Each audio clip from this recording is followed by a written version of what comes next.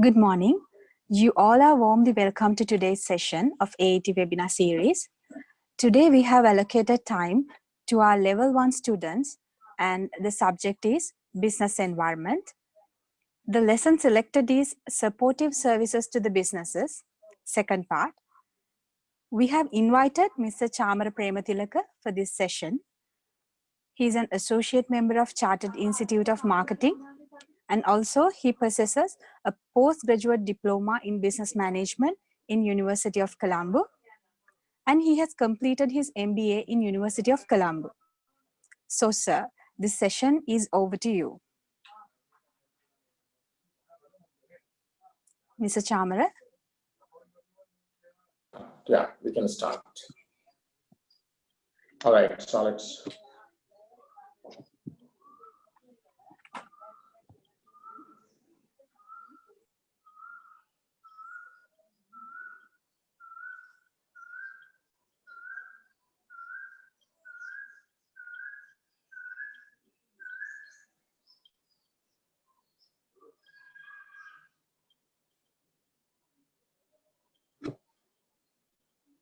All right, so as we discussed in the last session, so we were talking about supportive service to business, and in the last session we started the first part. Actually, we talk about basically how money and the central bank and banking system, financial system helps in terms of supporting these business organizations. So today we are going to talk about the second part of the same session in detail.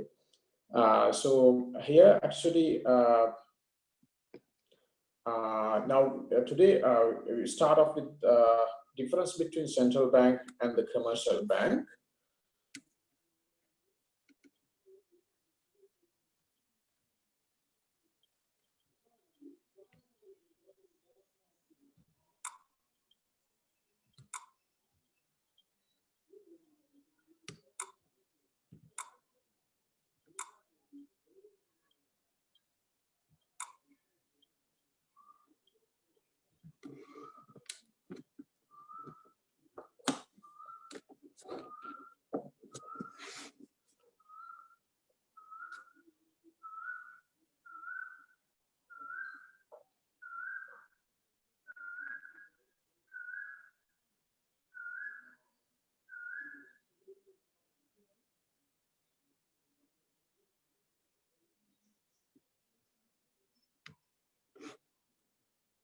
All right, so first we are going to start the session by discussing the difference between central bank and the commercial banks. So last session we talked about what central bank is and what is the main purpose of central bank in terms of supporting these businesses in order for them to operate and function their operations. So basically now when you talk about the difference between the central bank and the other commercial banks, so one thing that we can first highlight is the fact that commercial bank mostly aim at earning a profit. Yes, they do in business, that they are in the business to earn a profit, and but the central bank doesn't exist to earn profit. So central bank's ultimate objective is not to earn profit, but they ensure the financial system stability and also the monetary stability and economic stability in the country. So that is their main objective.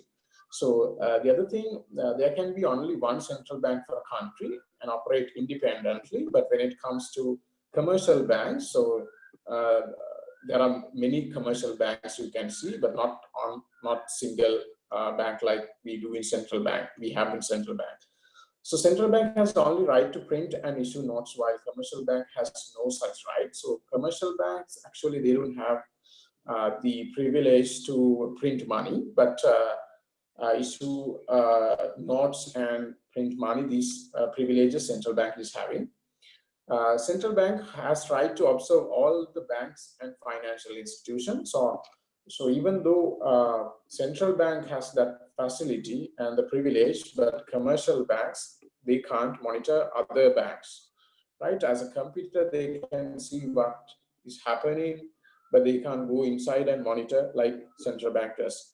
So the central bank adjusts and control the financial system to support the economic policies. Commercial banks should adhere to the policies set by the central bank.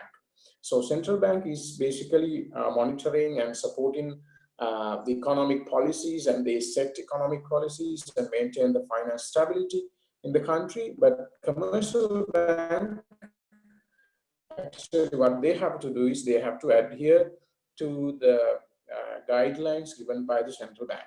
Okay, so then we are going to talk about some of the payment systems that support to the business operations. So one is actually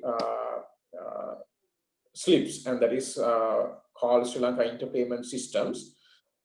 So SLIPS is an online interbank electronic fund transfer system catering mainly for low value payments up to 5 million.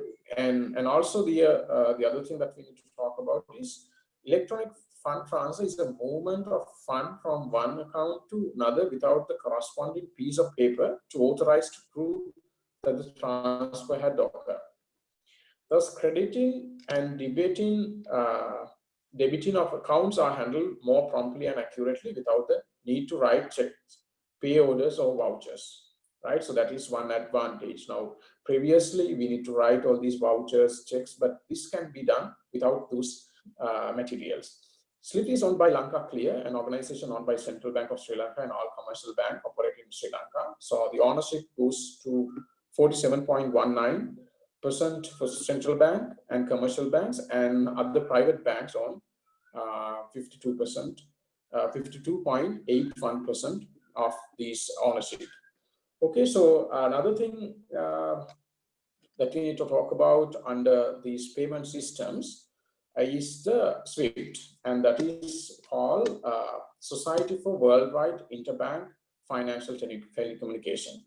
So what SWIFT does is basically it provides a network that enables financial institutions worldwide to send and receive information about financial transactions, and it is very secure and standardized and reliable environment.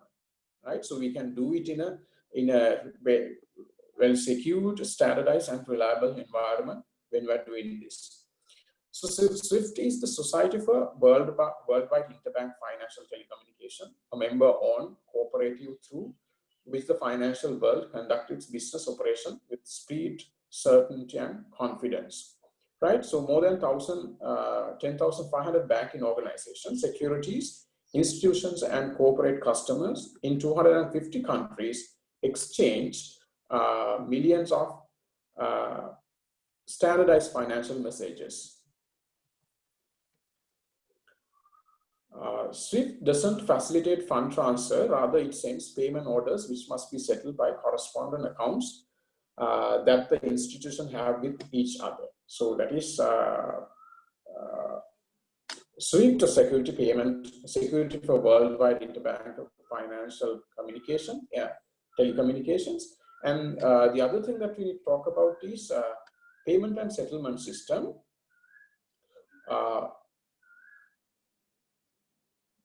So with the modernization of banking activities, higher technology was embraced to the banking system.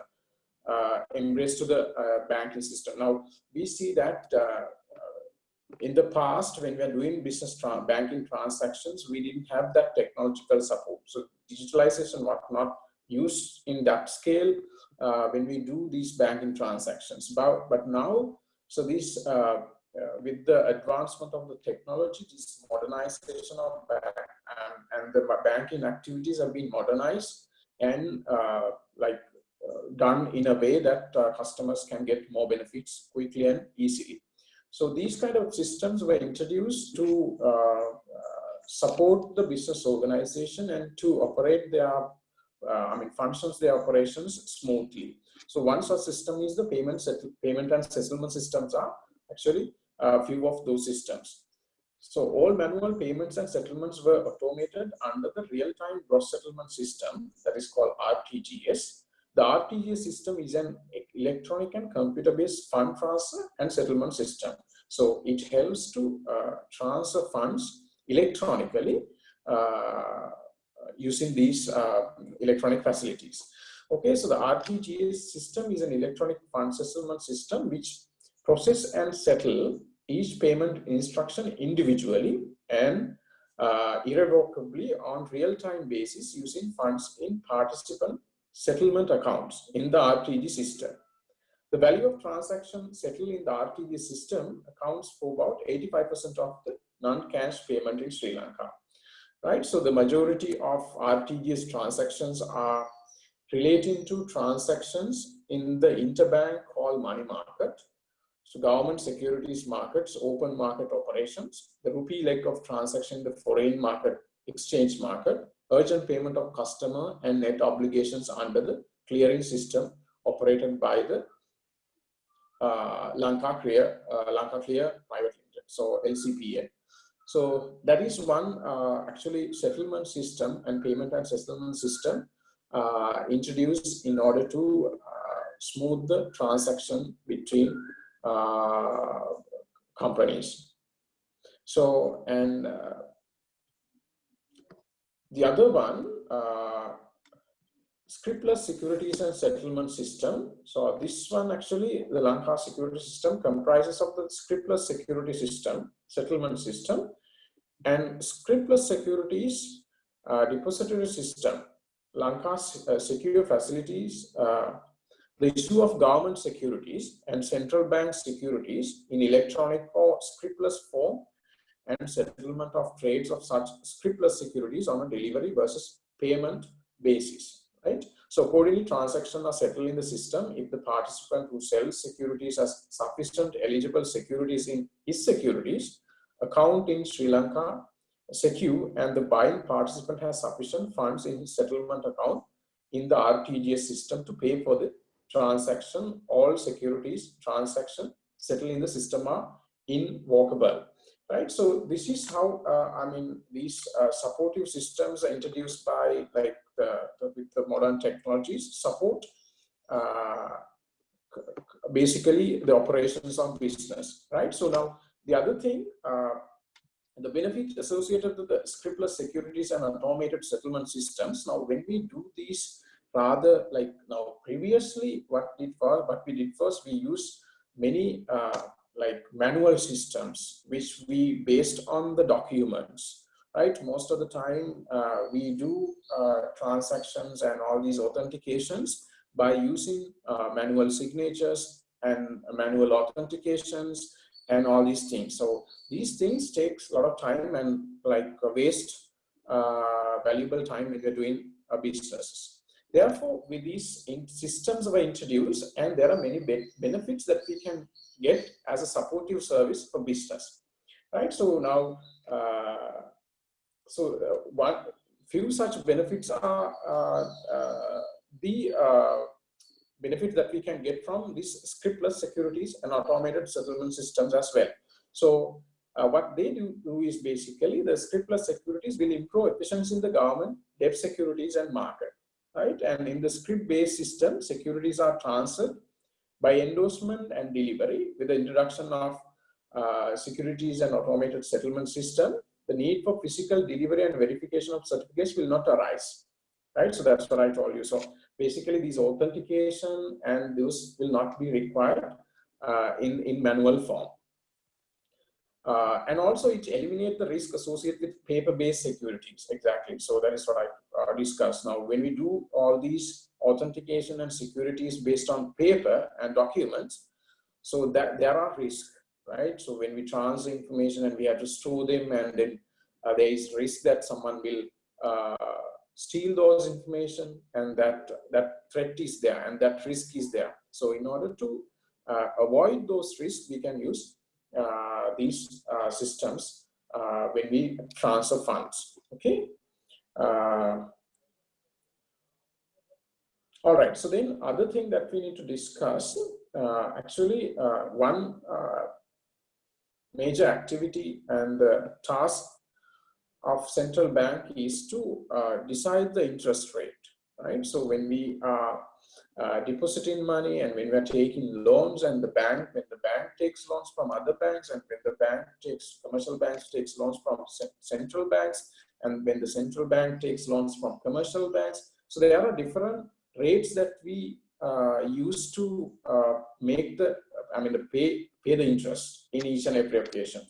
So therefore, we can see different types of interest rates. So those things I'm going to discuss here. Central bank uses mainly 3 policy rates via the monetary policy. The first one, and the repo, the discount rate at which the central bank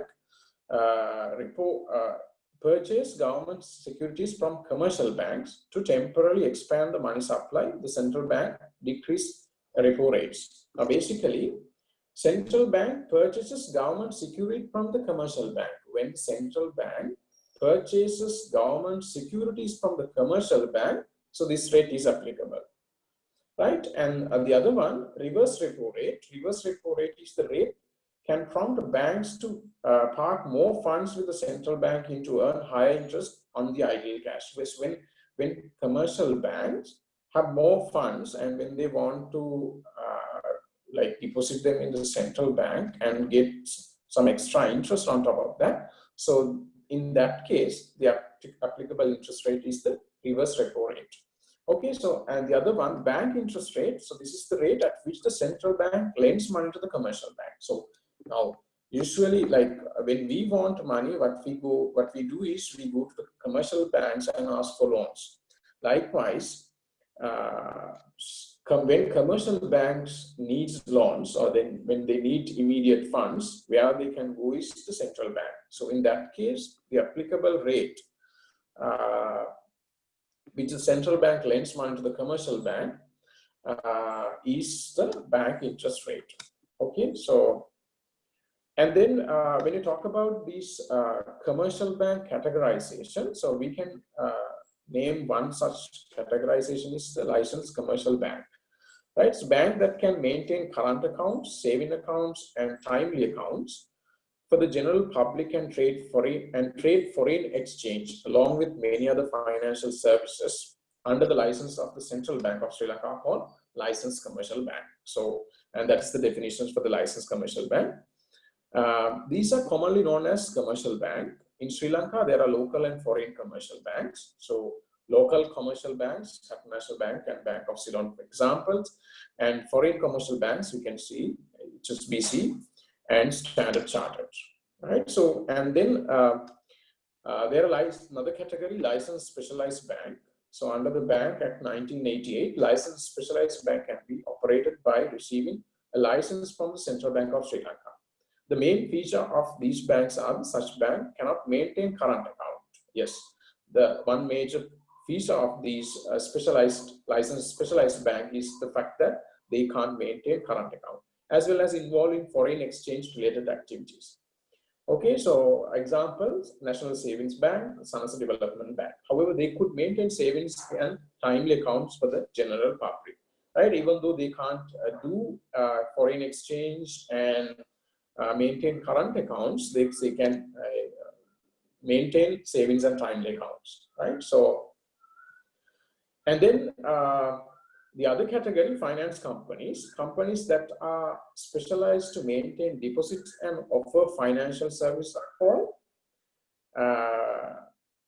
finance companies, right? So they actually the service they provide is they provide leasing services and real estate businesses, loan facilities, and investment government and commercial banks securities. So you can see examples, Lanka Orex Finance PLC, Single Finance PLC, and Commercial Leasing and Finance PLC.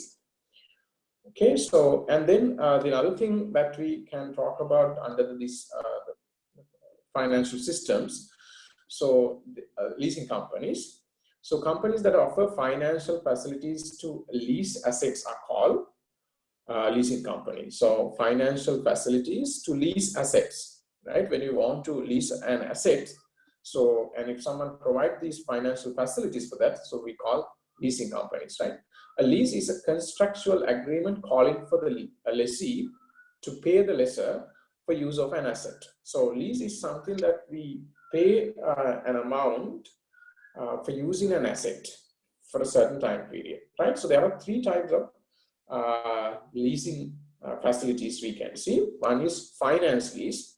So here what happens is a lessee agrees to pay an installment during the agreed period of the lease, right? So we say 5 years or maybe like 2 years, the agreed time period, we pay an installment during the agreed period of lease. Although the assets is not owned by the lessee, assets is not owned by the lessee, he, she responsible for the maintenance and other service required to that asset. Such assets should be shown in the balance sheet of the lessees as an asset bought by the company, right? So even though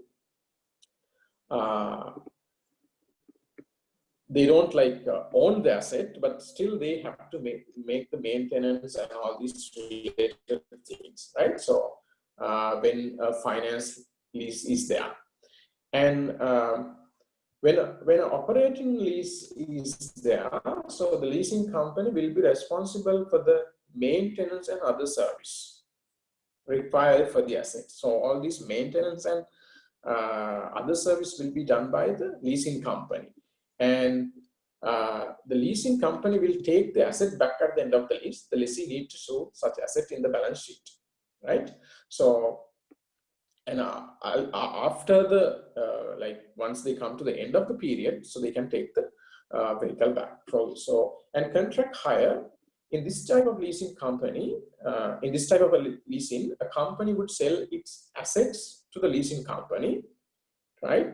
Then we'll acquire it again via leasing it back, right? First they sell it and then acquire it via a leasing again. In this way, the lessee can gain cash by selling the asset to the leasing company and use it as well. So the lessee should pay an installment to the leasing company. The leasing company will have limited responsibility for the maintenance and any other services required for the asset. The lessee needs to show such asset in the balance sheet, right? So now these, when you have these different leasing contracts, how you record these assets in your balance sheet, that's also discussed in this part, right? So the other thing that we need to discuss under this is the merchant bank and investment bank. So these special companies provide managerial and professional advisory services to the business. So now, when you want to get some advice and instructions in terms of maybe like an investment, so you can go and talk to these banks, right? So functions of merchant bank, investment and managerial advisory services. So as I told you, so when we want to start a business and if you want to see whether we are, and maybe like to check the feasibility and to see whether we are investing in right properties or maybe assets, so you can go and talk and get some advice, right? Managerial advisory services, prepare project proposal and related reports, financial and marketing advisory services, right? Loans, financial facilities, factoring, leasing, insurance, brokering, merchant banking, underwriting, and foreign exchange related activities. Okay, so and so then the other thing that we need to discuss under the supportive services for business is the communication. So now we're going to talk about how communication supports business, right? So when they do their operations, so what is the role which is played by the communication? So now, first, if we define what communication is, so communication is simply the act of transferring information from one place, person, or group to another. Okay, so that is the simple definition that we can talk about, like that we can say and that we can define and talk about communication. So it's all about transferring information from one person to another. That is the simple idea of communication.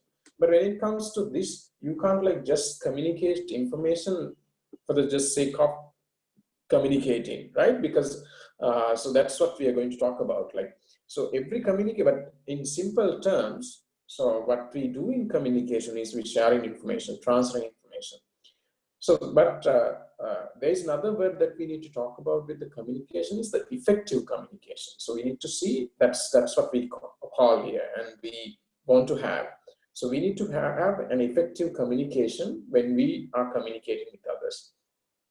every communication involves at least one sender, a message, and recipient. This may sound simple, but communication is actually a very complex process, right? So basically, if to happen a communication, there should be three parties involved at least, and that's the sender, message, and the receiver.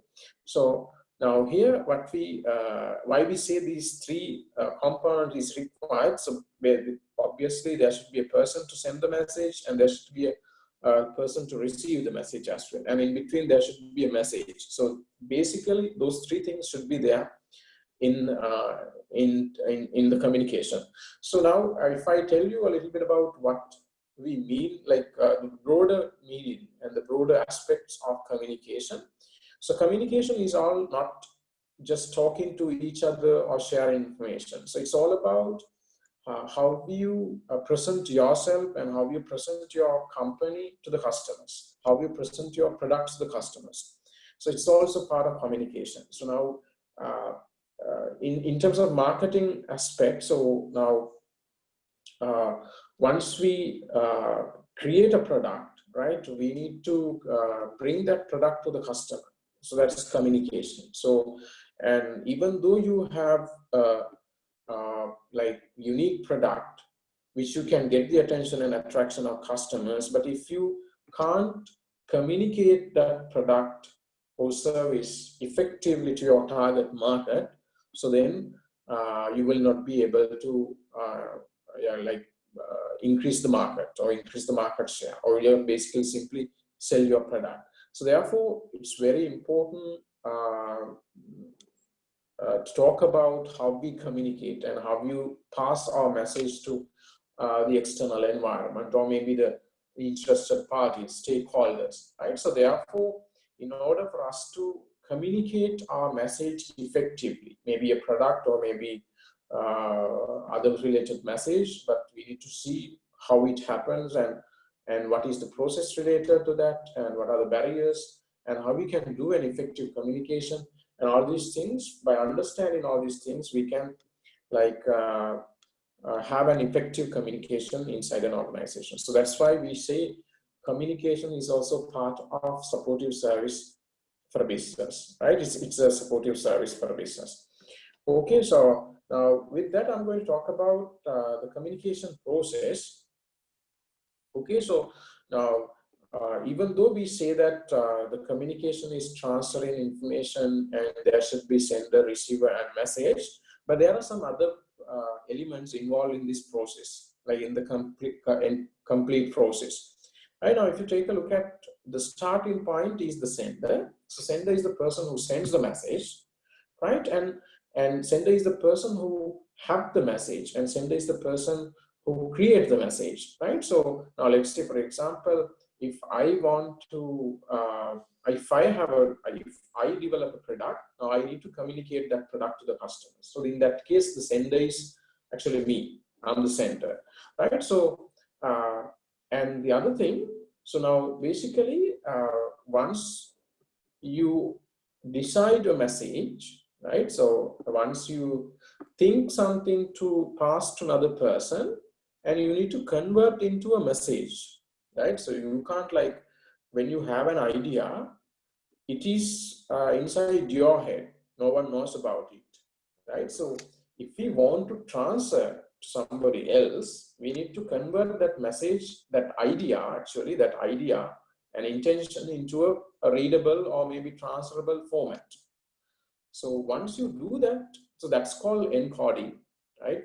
Transforming your idea into a message. So then you have a message, right? Now you say now you have developed a product, but you want to communicate this about this product to customers. So you thought of any, like you have thought some ideas and the way you communicate, right? So now you have transferred them into a maybe like leaflet or a maybe TV advertisement or maybe news advertisement, newspaper advertisement, and then you have a message, right? So once you have the message, you need to decide how you can channel, how you can communicate, right? Maybe you use electronic channels or maybe traditional media, right? So that's the channel you use to transfer the message. So once you transfer the message, to the required person, relevant person. So there is another process happening that is called decoding, right? So when you see a message, you understand something by looking at that message. So that's called decoding, right? Or decoding. So when you read that message, so you can understand what it says, and then based on that understanding, you give a response or feedback to the sender again. So that is, so what you give your response to the sender again is called feedback, right? So, and in between, what happens is there are different noises that you can see. Sometimes like the technological barriers, or maybe sometimes the language barrier, right? So we need to understand the barriers carefully in order to have an effective communication. So one problem that we always face, these noises as the barrier to have an effective communication, right? So now, let's say, for example, the sender has a message, but when it comes to, when it is encoded, so the message is not in an understandable format in terms of the receiver, right? Maybe the language is not familiar with the receiver, right? Or maybe the technology or the format channel the sender uses or used to send the message is not available for the receiver. Receiver doesn't have those facilities, right? So, and these different understanding level and these cultural factors, and there are like available facilities and the infrastructure, all these things need to be taken into consideration when deciding a message, right? So otherwise you will not be able to deliver what you want to, right? And expect the result that you want from that message or maybe that communication, right? So if you, that's called effective communication. So you, the both parties should be win, once the communication is done, right? So if one party doesn't have the access, then so we can't say that both parties can win, right? So that is the simple communication process. And then elements to have an effective communication. So basically you can find these elements: sender, the person who sends the message, and then encoding is converting that your idea into a message. So then decoding, and then again you translate into you understand the message, and then give feedback. So that is one element. And also noise, the barriers that we face in between these processes and elements. Okay, so now there is an example for the communication process. So there is a sender of a message. Let's say you talking, and you the sender. So when I'm talking, I'm the sender, and I have a thought, right? So you put that thought into words, which is encoding. Right, as I told you, I have an idea and I have a thought, and I'm putting that thought into words, so that is called encoding. And then there is a recipient of message, that is the receiver. Example, in this case, let's say one of your co-worker, and the message come out of your mouth, and then it is decoded. So once I say the message, and then she can understand it, and that is called decoded or processed by the recipient. Nicola, who then decides on the meaning of your words as a result of that decoding process, right? So then she understands what I say. So she hears your words and considers the meaning. Put simply, she's listening.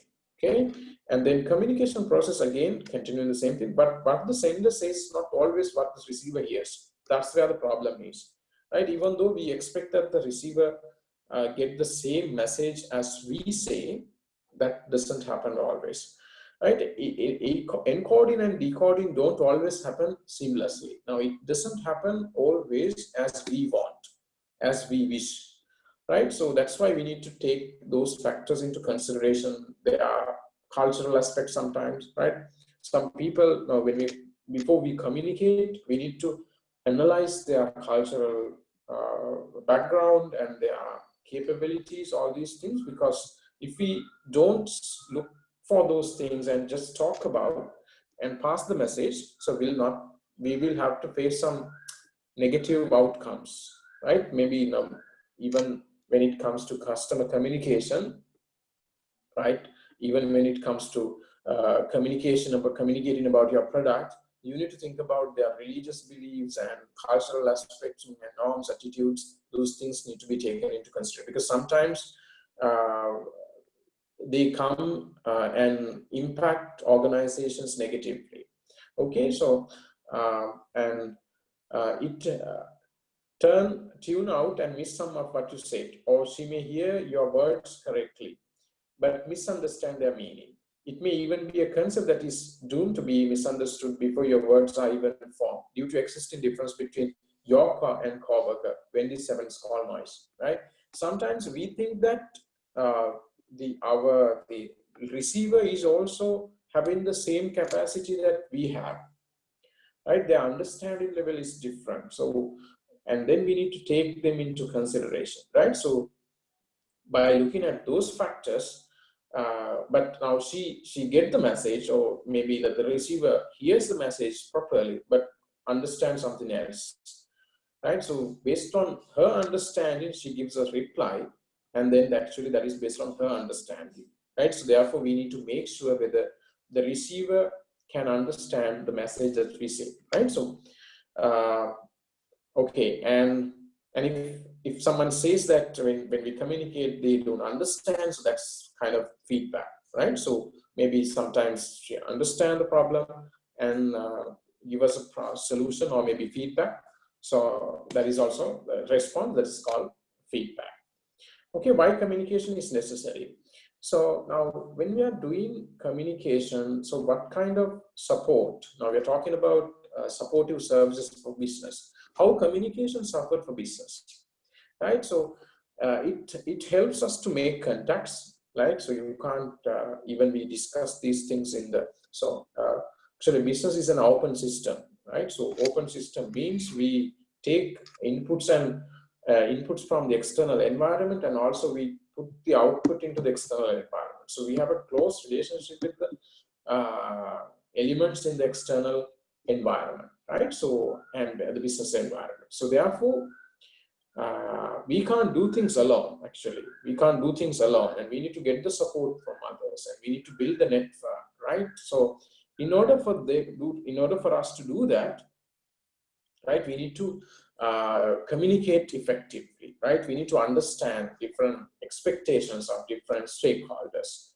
right? And explain things, yeah. So maybe like to explain about new changes that we are going to do in a company, to explain it to the customers, or maybe to explain it to the employees, right? Exchange ideas, right? Sometimes like we want employees' ideas for our business, right? So innovations and all these other like idea generations, we need others' ideas, right? So in order to exchange these ideas, so we need communication and convey information and give instructions, and also remove misunderstanding, right? So now sometimes like we need to communicate effectively in order to avoid or remove misunderstanding, right? So because of the lack of effective communication, so when things are not communicated effectively, so people form different ideas, right? People actually have different misunderstanding. They have what we call different ideas and opinions about certain things. Okay, so then what happens is when these things happen, what we need to do is we need to communicate again effectively in order to avoid and remove these misunderstandings. So therefore we need communication. Okay, so then why is communication so important in the workplace? Yeah, so as we discussed, it avoids confusion, and it provides purpose, and it builds a positive company culture, and it builds a positive company culture. And now why we need communication in order to create a positive culture is because, so now when we are operating an organization, so we have a particular culture, right? Every company has their own culture. So if we don't communicate this culture into the people and the employees who join the company newly, And so then they will not be able to adapt and understand and continue and maintain that culture, right? So that's where the communication is important. So in order to build a positive company culture, one side, on the other side, in order to maintain the same culture, so we need to communicate effectively. And it creates accountability. So accountability is all about like responsibility, and you have to give an answer when you get a responsibility. You have to answer for the responsibility you take, and you need to say what happened, and you are liable for that, and you are responsible for that. So this accountability creates when communication is happen, right? So if communication is not there, that responsibility and accountability will not be created, right? So now let's say you get a task from a manager, and then you are responsible and accountable for that. So that accountability happens because of the communication, right? It improves productivity and efficiency, and it increases job satisfaction.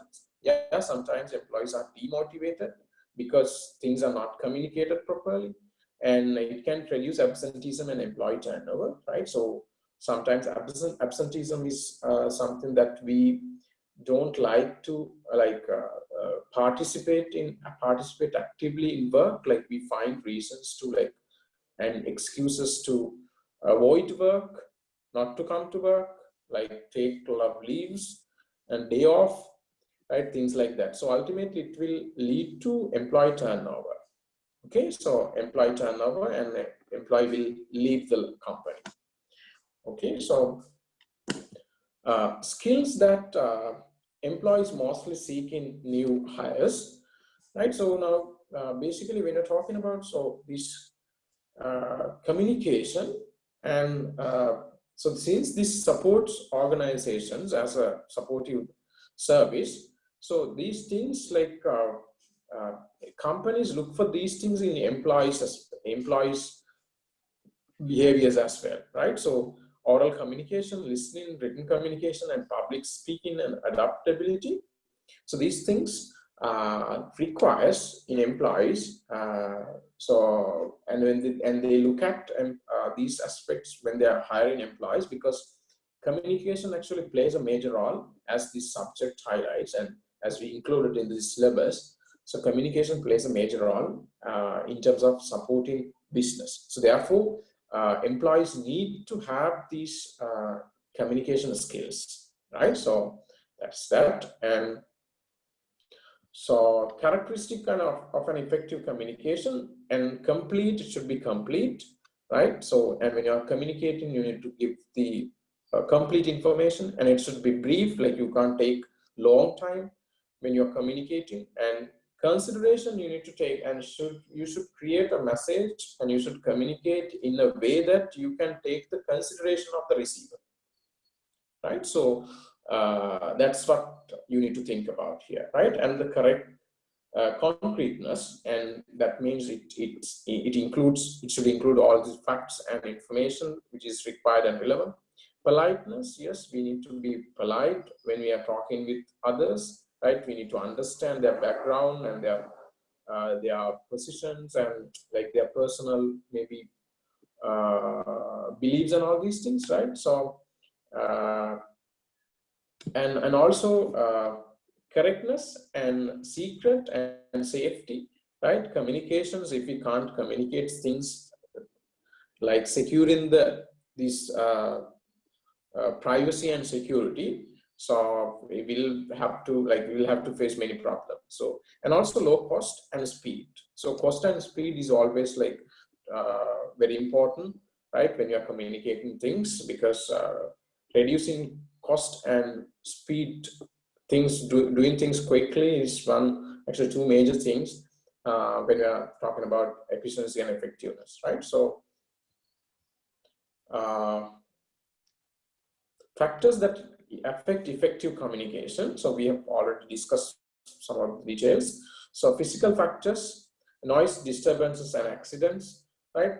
Faults in the system, right? Technical difficulties sometimes, right? So, and the negative perspectives, like employees may have negative perspective in adapting to a high technical communication system, right? Sometimes like when you are going to change the way we communicate things, some people actually don't like to do that. And those are what we call resistance to change. And those are the triggers for the resistance to change, right? They don't like for the change. And psychological factors, all parties involved in a particular communication can be in a different psychological level. Sad for some reason, fear about some personal matter, angry with someone, overly happy, delighted, hence all might not concentrate as expected. Right, so now people have different mindset and people have different emotions, and based on the time actually, all right, where they are, and based on the situation, maybe like the circumstances they go through in their personal life or maybe office life and the work life. So they have different mindsets, right? Sometimes maybe bad, sad, or sometimes maybe too delighted and happy. Right? These things impact when we are passing a message, right? So how do you perceive, how do you what we call get that message, right? So absorb that message will depend on the psychological conditions that we have at that moment, right? So these are also like factors that affect an effective communication, right? If the mood is not good, sometimes the message will not be received as we plan, as we wish. And language and cultural diversity, I talk about less people understanding and health matters, blind, right? So those are also factors that affect effective communication. Okay, so then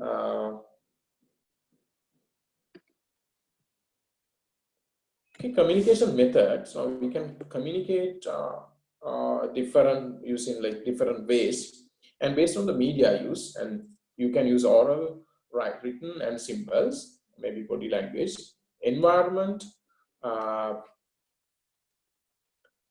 and external or internal, right? So external communication, so outside the organization, and internal communication inside the organization.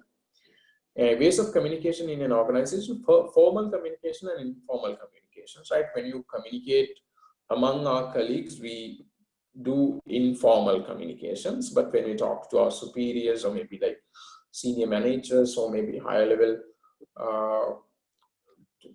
persons, right? So then we talk some kind of formal communication. We have formal communication and technology use. So electronic communication and traditional communication. So sometimes we can use these advanced technologies to communicate. Sometimes we can use traditional method, right? So the other thing, other supportive service that supports business is the transportation, right? Now, we actually talk about we need money as a supportive service. You can't do business and you can't do this exchange of goods and service without a proper medium. So that's why we have money, right? And then, and also we need financial system, right? So we can't do this like all this by ourselves alone. So we need some intermediaries, like we need to take loans and then we need to transfer funds, and we use different fund transferring systems like we explained, real-time processing systems, and also like these financial companies. And so these, we get the support from all these things. And also we need the effective communication as well as a supportive service for us to operate our business, right? Then the other thing, we need the transportation, right? So without having transportation, we can't actually run our business, right? So this is also a very important aspect in terms of supportive services. Okay, so transportation is getting goods, services from one place to another, and transportation modes range from carrying goods on the shoulder to pulling carts, sailing on the water, and advanced rockets that reach the moon. Okay, so that from that point to goes to that point. High technology has delivered more efficient and effective transportation modes. Transportation has become a crucial necessity in the day-to-day life of people, it has become a network that connects the entire world. So this is also a fundamental feature that has led to the development of trade. So international and national trade would not have been possible without transportation. Okay, so transportation plays a major role in terms of, like, now let's say, for example, we say that communication plays a major role in terms of taking the message to the customer. Now you have developed a product. In order to inform your customer about that product, communication helps, right? Once you communicate about that product, and when the customer is aware about that, so you need to transfer the goods to the customers, right? So that's where the transportation support businesses as a supportive service. Okay, so main components of a transportation system. So you can see different ways, and highways, railways, airways, cables, etc. Motor vehicles, carts, trains, boats, ships, airplanes, rockets, etc. Power, people power, animal power, wind power, fuel, electricity, gas, terminals, bus stands, railway stations, and airports. So these are the 4 main components of a transportation system. We can see all these major components in the transportation system. Okay, so we can say, in other words, it's a collection of these modes or elements as the transportation systems, right? Components. So features of a good transportation system, and it should have the required speed, right? And like speed is always concern in business world, right? So we need things quickly, right? Why? Because when we have things quickly, so it's time is money actually. So when we waste time means we waste money, right? When we get things quickly and we can like earn profits quickly, right? So that what we call transferring process happens quickly when things are happening quickly, right? So, and speed, that's why speed should be there. That is a good feature of good transportation system. And also like safety is also should be there. Now you can get things quickly, but you're getting things like half of the things that you deliver, right? And cost effective, yeah, speed, but it costs a lot. So, but you can't have that. And when things like even though you take it quickly, but the thing is now cost is also matters, right? Is also a factor that matters, right? And the sufficient capacity should to have the required capacity to transport and good standard in the procedure. Yes, like maybe like relevant like acceptance from the relevant bodies and like say same procedures and all these things, good standards in the procedures, right? So you can't like change time to time and change. There should be some standard and legal aspect, license, role, rules and regulations, etc. And now you can see based on these different criterias, right? Features, we can categorize different modes actually based to least useful, right? So now when it comes to cost effective, so maritime is the lowest cost. That's why they are the best. And rail again, and then next road and air least useful, for least useful, because why? It is not actually cost effective. It is quite expensive, right? But when it comes to speed, so air is the number one. So in air, you can like you can transfer things quickly. Maritime, it takes a lot of time. Therefore, it has the least useful. And safety, air and maritime least. And capacity wise, maritime, yes, obviously you can like pack large containers, right? And but when it comes to road, road is also like showing the least capacity. And but now what we say is like this now, road even though like now maritime capacity wise, maritime is large and it can take and transfer like a huge amount of goods, but when it comes to road, not that extent, because there are some limitations in the vehicles right? So that aspect, and availability and easy access. But when it comes to availability, it is anybody can access road easily, right? So, but air and maritime, it takes some time, like maybe the airports and ports are not available as you want and where you are, right? So then it takes some time. So it's not available at like that easily, right? So, and it doesn't have that much of easy access.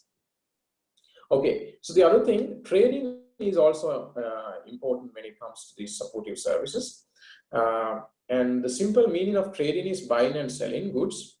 The ownership of the goods is transferred from one person to another in the process of trading by exchanging goods, or goods are exchanged for a price, right? Trading can be classified as follows. So trading, home trading inside the country, and retailing and wholesaling come under the home trading.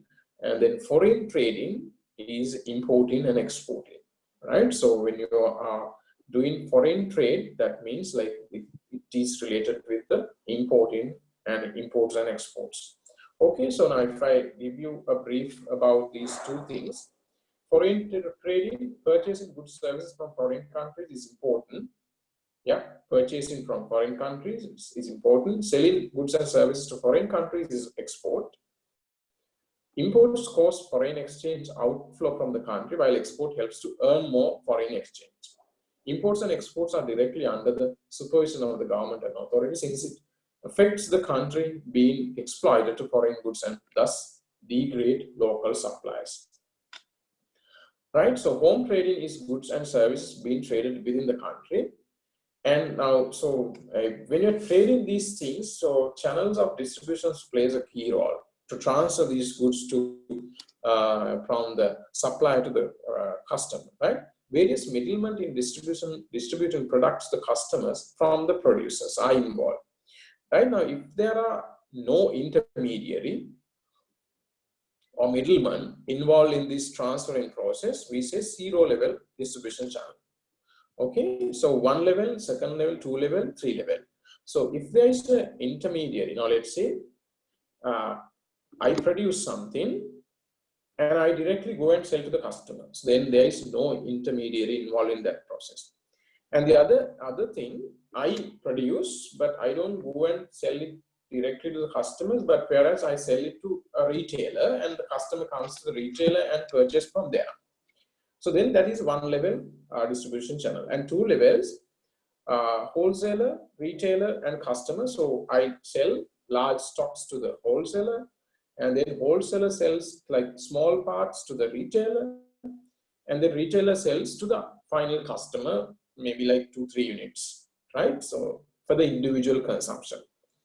And 3rd level, producer is there, wholesaler is there, agent, retailer, customer. And so wholesaler sells all these to an agent or broker, and then broker or agent sells them to a retailer, and then retailer sells finally to the end customer. So these are the different channels, right, that we can use to transfer or distribute goods to the customers. Okay, so intermediaries, actually we can find these intermediaries. And retailers, retail is the sale of goods and service from individual or business to the end user. Yes, right. And retailers are part of an integrated system called the supply chain. A retailer purchases goods or products in large quantities from manufacturer directly through a wholesale, and then sell smaller quantities to the consumer for profit. Retailing can be done in either fixed locations like stores or markets, door to door, or by delivery, right? Wholesalers are persons or firms that buy large quantities of goods from various producers and resell to retailers. They buy, sell, store, transport, conduct market research, grade and classify goods, finance and promote goods in the trading market. And agents, unlike wholesalers, agent middlemen don't take legal ownership of the goods. they sell, nor do they generally take physical possession of them. They act on behalf of the producer or wholesaler, even a retailer. They meet the customer, discuss and encourage them to buy the product. The agent gets a commission, right? So agent doesn't get an ownership. Actually, they work for the principal. They work for maybe the producer and maybe the wholesaler, right? So they work